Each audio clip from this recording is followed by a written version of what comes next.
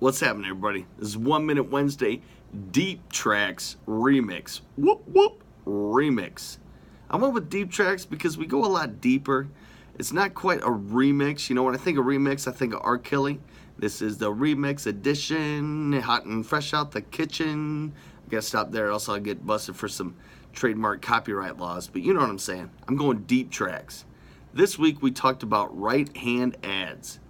Right-hand ads are not your right-hand man. That's the garbage. That's the wasteland of the internet. But bullcrap marketers are going to have you advertise on the right-hand side of the internet all day long. Google got completely rid of right-hand ads because they knew that it wasn't bringing people the value. Because that's all digital marketing and marketing in general is. Where's your most value for every single dime that you need to spend?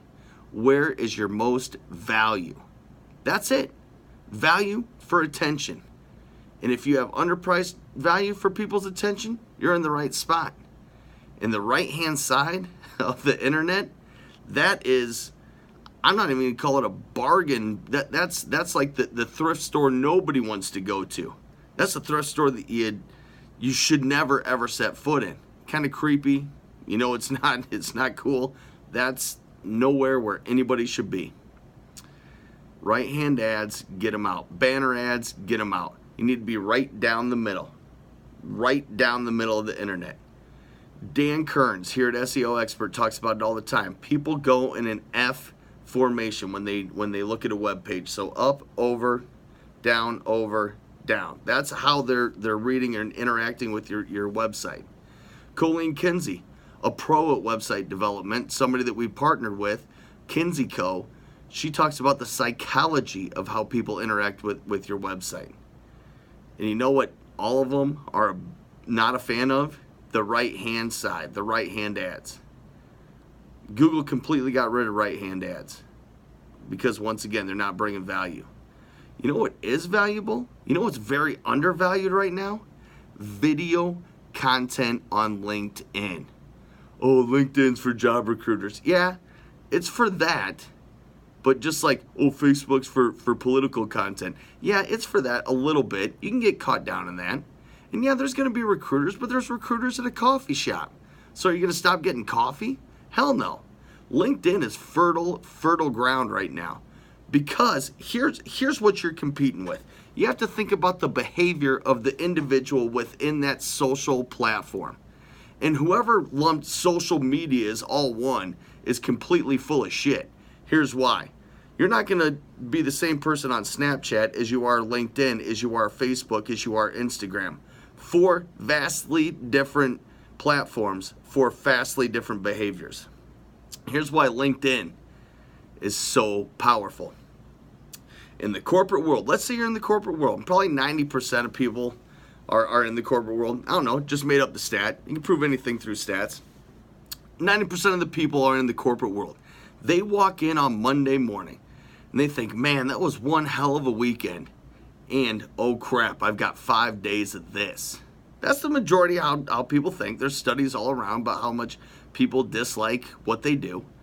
So they walk in on Monday morning and they think, oh man, Betty's going to be heating up her tilapia and she's going to stink up the whole place. And now I've got Jimmy over there looking over my shoulder because I shouldn't be on my phone. I can't get on Facebook. HR has that blocked, or I'm going to get fired for it, or Instagram, or Snapchat on my phone. But guess what? That person can get on LinkedIn. And when they go on LinkedIn, guess what they find? They find an article about the top 8 trends in HR for 2018. Woo! Mind-blowing. What a great article that is. Or Avaya's coming out of Chapter 11 bankruptcy. Wow, these are really compelling articles to compete with. But here's where you come in. If you're a retailer, if you're a restaurant, what you should be doing is every single day. Let's say you're a restaurant and you make beautiful, gorgeous food. What's everybody at their job thinking? What's for lunch? That's the first thing I'm thinking to get me through the day at a corporate job. What's for lunch? So you're sitting there and you're showing this beautiful time-lapse video of you putting together this burger and then putting on the cheese and the onion and the tomato and the lettuce, and their mouth is watering and they're saying, where's that at? Oh, that's right down the street. I'm going there for lunch. Because once again, they can't get on the other social platforms, but they can get on LinkedIn because that's a business site. And here's the other thing. Majority of the people on LinkedIn are employed and have disposable income. So bam, you're a retailer and you're selling shoes, you're selling jeans, you're selling clothes, you're selling hats. Why aren't you putting together, okay, this is our winter fashion, this is our fall fashion, this is our spring fashion. Every single day you're posting a video. Just take your phone, sit there and just talk about the beautiful inventory that you just got in, the hot new styles, the jean and boot combo that's going to rock everybody's world in the winter. They have nothing else to watch. They're bored out of their minds and they don't want to work for the most part. But that's the behavior. That is the behavior of people within LinkedIn. It's one, a great networking site. I love LinkedIn. It's my favorite social platform. And two, you have a captive audience for 8 hours. Capitalize on it. I don't know how to use LinkedIn. Shut up. You can get on YouTube.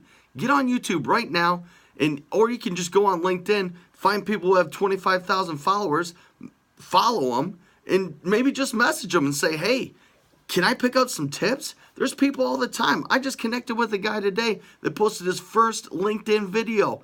It was awesome, but it's not going to be as good as his 10th video or his 20th or his 30th. Check out 1 Minute Wednesday. My first video was terrible, but I posted it and I got better.